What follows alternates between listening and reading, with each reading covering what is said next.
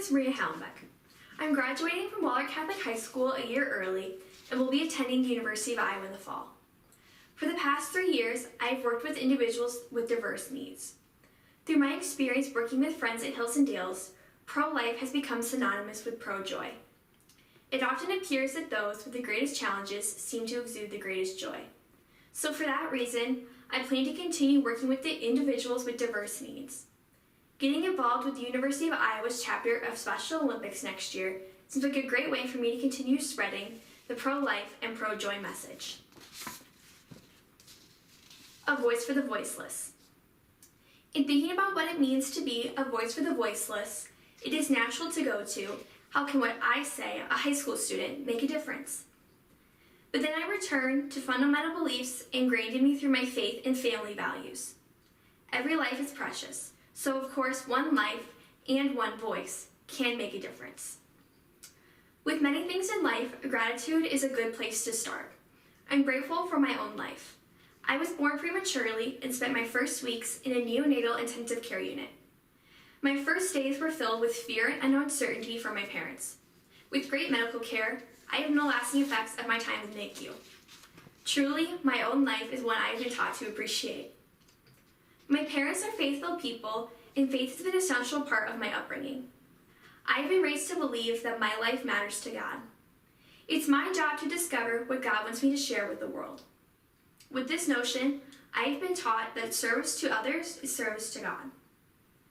While I have participated in hundreds of hours of service over the years, the most rewarding experience began in 2017. To this day, my family and I still serve as assistants with spiritual enrichment at Hills and Dales, an organization that provides residential services to children and young adults with mental and physical disabilities. Like with most life-changing events, this experience started in a benign way. My family and I were simply looking for a way where we could all serve together. I must admit, at our first volunteer session, we felt inadequate assisting friends with such diverse needs. I had moments where I questioned, what am I doing? Am I qualified to do this? This seemed way out of my comfort zone and honestly, beyond my abilities. And I had wondered if I had gotten myself into something bigger than I was prepared to handle.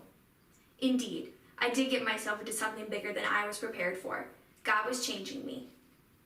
Each moment with my new friends at Hills and Dales grants me a little more confidence and a gentle reminder that God doesn't call the qualified, He qualifies the called.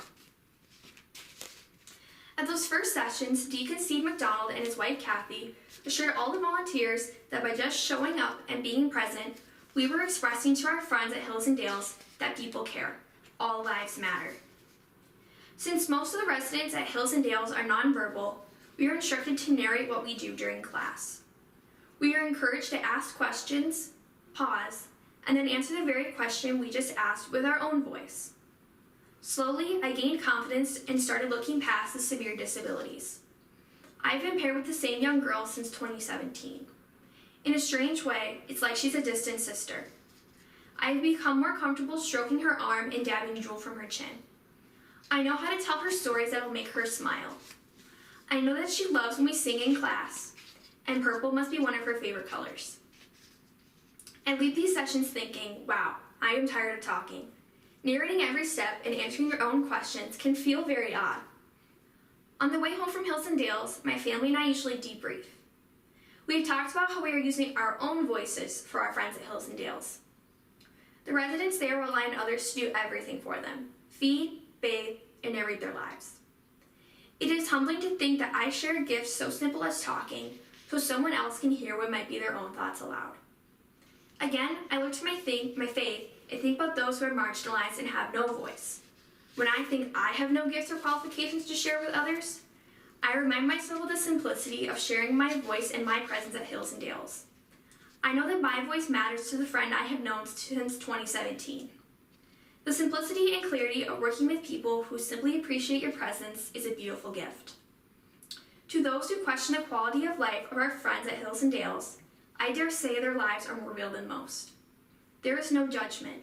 No one there cares what phone I have, what clothes I'm wearing, or where I am going to college. The friends at Hills and Dales only care that I show up and want to spend time with them. They are simply filled with joy by my presence, and that is humbling. It is simple and real things that have sustained my family and me through adversity. My dad nearly passed away in 2018 after complications from a heart attack. By the grace of God, he is still with us. It would be easy to become bitter about the trials life throws our way. Instead, I have been raised to believe that these trials test you to either be better or be bitter.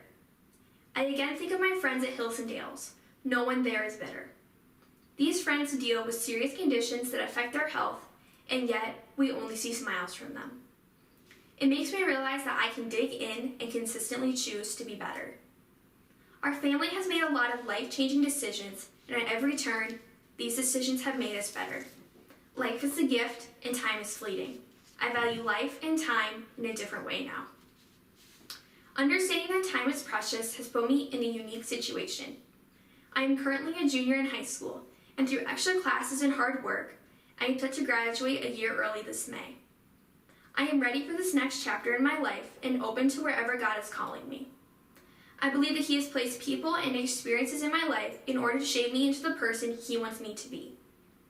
Everyone's life has a special meaning and purpose, and I have been given a life that God wants me to use.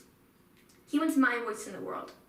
I feel that He is calling me, the questionably qualified, to be a voice for the voiceless. Thank you.